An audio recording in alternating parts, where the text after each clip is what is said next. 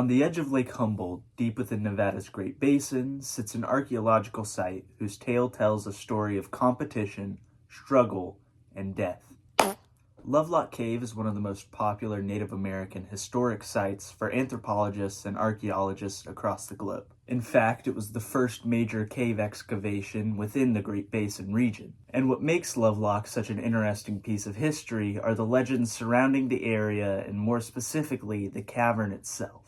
The area in which the site is located has a long history with Native American population. Ever since the late Pleistocene, or the tail end of the Ice Age, various Native American tribes have populated the area, the most notable of which being the Paiute peoples, who still inhabit the region today. Now, the northern Paiute, like many other Native American tribes, are not homogeneous. What I mean by that is the Paiute were divided all the way from eastern Oregon to Death Valley in California by smaller familial clans which shared things like a language or a mythology while having different aspects varying from clan to clan. For over 10,000 years, the separate clans inhabited the shores of lakes and rivers all across the Great Basin, and they established themselves as the dominant culture of the region.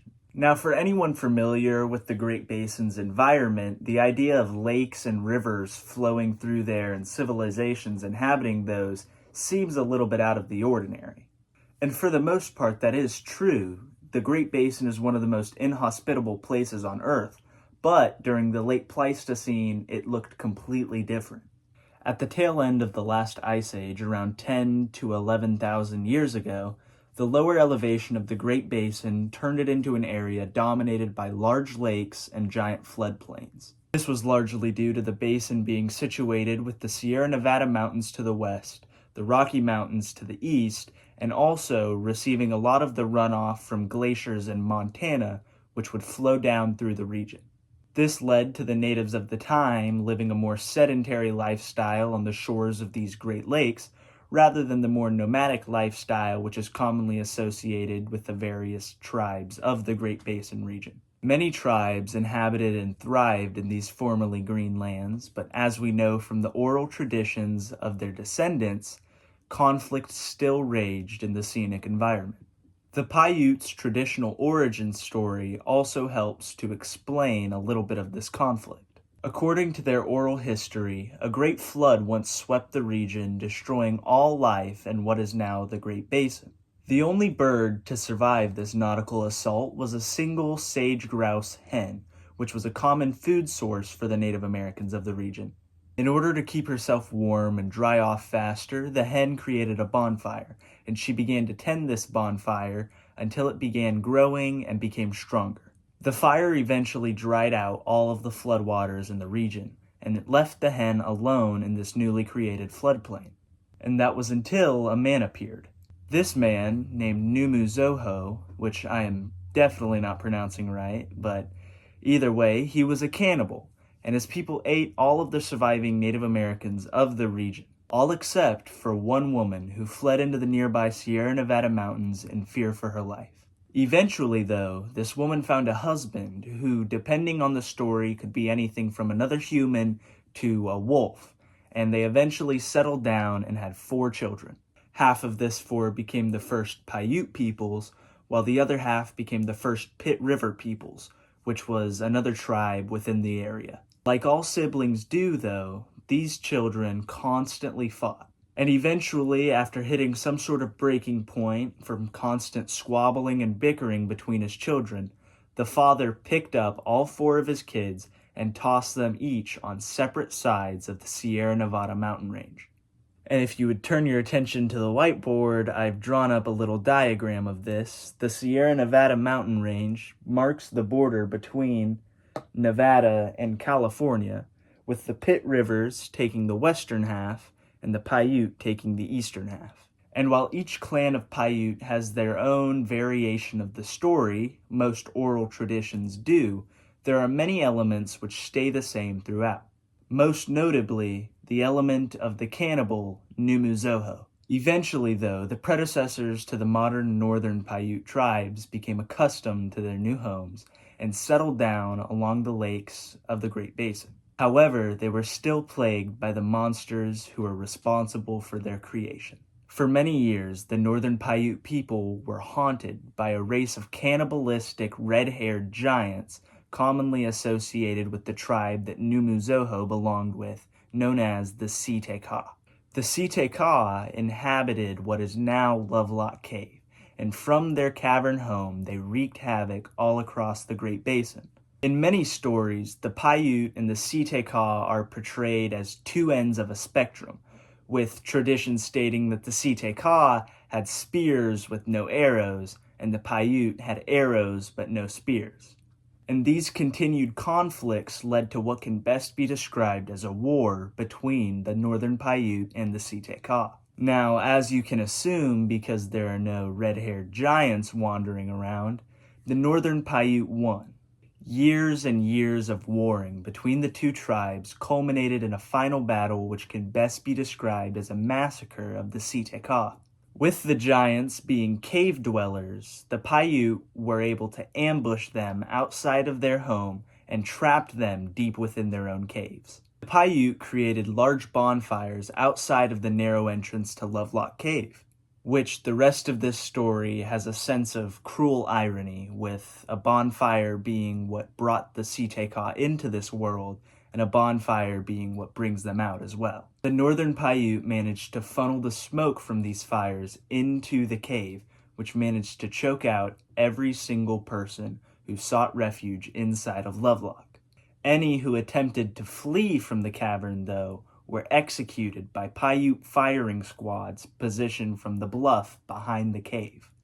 This massacre of the Se-Te-Cah was a defining moment for the Northern Paiute people, and according to the granddaughter of the great chief Winnemucca, the tribe was hence known as the Se-Te-Cah, which I am not pronouncing right, but Se-Te-Cah translates to conquerors. Now, the mythology of the Paiute peoples and the peoples of the Great Basin is very intricate, and oral storytelling has a lot of little details that go into it, and I know that I don't even hold a candle to those who would originally be telling the stories, but I do hope that I could at least do a little bit of justice with how they're told. I only learned the stories behind Lovelock Cave after deciding that I wanted to make a video on the Se-Te-Cah because I stumbled upon them on one of those obscure archaeology, mythology, iceberg videos. And in research for this video, I tried to use sources which came directly from Paiute peoples. But at the end of the day, I am a 17-year-old recording and researching these videos in the closet of my house. So if there is anybody out there who knows more about this subject than I do, please feel free to correct me in the comments about it. Like I said, the oral traditions of the Paiute peoples are very intricate, and there's no way I'm doing them the proper justice. So, like I said, correct me if I'm just spreading misinformation here. But what really drew me into my research for this story was the idea in the back of my mind that there's definitely more truth to these legends than are originally let on. After thousands of years of climatic change within the Great Basin, in 1911, two guano miners who were searching for bat feces in the area to turn into fertilizer were hired to excavate Lovelock Cave. And because of the cave's entrance being exposed to the surface for thousands and thousands of years, the miners were able to find mountains and mountains of bat guano inside of Lovelock. And this stinky gold mine was heavily exploited, much to the chagrin of future archaeologists. Around 250 tons of bat guano was removed from the top layer of Lovelock Cave, with the miners finding a few artifacts, but saved only the most important or notable of them. Eventually, though, the miners had to halt their excavation after about a year of work because the amount of human refuse and artifacts being discovered in Lovelock Cave became so substantial that the mining company couldn't even extract any of the guano left for fertilizer. After many artifacts were discovered within Lovelock Cave, an anthropologist from the University of California was sent to investigate and recover any of the artifacts from the miners' work, and what he happened upon was another gold mine of different standards. But instead of poop, the anthropologist L.L. Loud happened upon 10,000 different material remains from the newly dubbed Lovelock cave culture. Now, archaeology was a much different discipline back in the early 1900s than it is today. So Loud's work within Lovelock is heavily outdated compared to the tools and resources that we have in the modern age.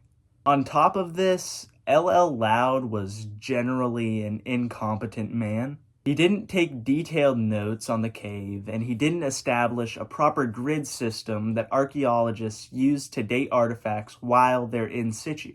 In situ being the context to which archaeological findings are discovered. To give an example off the top of my head, we know a lot more about Otzi the Iceman because he was discovered in situ. We know much more about the peoples of Chalcolithic era Europe because of Otzi's discovery in situ than we would have known if he was just happened upon in a museum and dated to the time period. So to get back to Lovelock Cave, we could know much more about the culture which inhabited the area if the proper precautions were taken by Loud and the miners. Now, there has been a lot of extensive research done on Lovelock Cave in order to try and make up for Loud's original blunder, but there still is probably so much that has been lost due to Loud's incompetence. And despite all the odds stacked against them, archaeologists were able to date evidence of human habitation within Lovelock Cave all the way back to 4,500 years ago. At this point in time, though, the great glacial lakes which dominated the area had begun to recede, leaving Lovelock Cave on the shores of a much larger Humboldt Lake. So to bring back the whiteboard, the Lovelock Cave site would have been situated on the shores of what was the ancient Humboldt Lake before it receded into the modern, much smaller lake that it is nowadays. And we know this is a fact because the archaeologists who studied Lovelock Cave found the remnants of duck decoys, which were made out of reeds that were pretty decently preserved, especially for being almost 4,000 years old. Along with the decoys, many other artifacts were discovered like arrowheads, spearheads, fishing tools made out of bone, and most importantly, bone fragments and skeletons. And while bone fragments and skeletal remains are nothing rare in the world of archaeology, there were certain aspects of these skeletons which really stood out. What made these remains infamous was the fact that when pieced back together, these skeletons reached a height of 6 foot 6 inches. And while being 6'6" nowadays is a little off-putting, but still rather normal, back then when the average height was anywhere between 5'4" to 5'6", 6'6" was seen as freakishly large. Gigantic, even. And on the ceiling of Lovelock Cave, especially around the entrance, are black markings which look as if they are climbing through. These black markings being the ancient remains of soot and smoke. And for thousands of years, the Lovelock Cave culture was constantly harassed by their neighbors, the Paiute peoples, to the point where a majority of the Lovelock Cave culture didn't live within the cave itself, but rather on reed rafts in the middle of Humboldt Lake. Similar to the Aztecs on Lake Texcoco, the natives of the area used thule leaves, not thule leaves. I'm thinking of thule when I should be thinking of tool, but thule is a topic for a completely different video. Anyways, the natives of the area would weave together tool reeds into rafts on which they would build structures. Because of these findings, archaeologists were able to piece together a narrative which borrows from actual scientific discovery in the area, as well as the Paiute origin story. I promise I wouldn't spend however long explaining Paiute legend if it didn't lead into something else. The narrative put together by archaeologists on what happened to the Lovelock Cave culture goes a little something like this. After thousands of years of competition between the Paiute and the Lovelock, which was exasperated by the decrease of water in the area, the Paiute sent a large raiding party towards the floating village on Lake Humboldt in order to end the conflict between the two once and for all.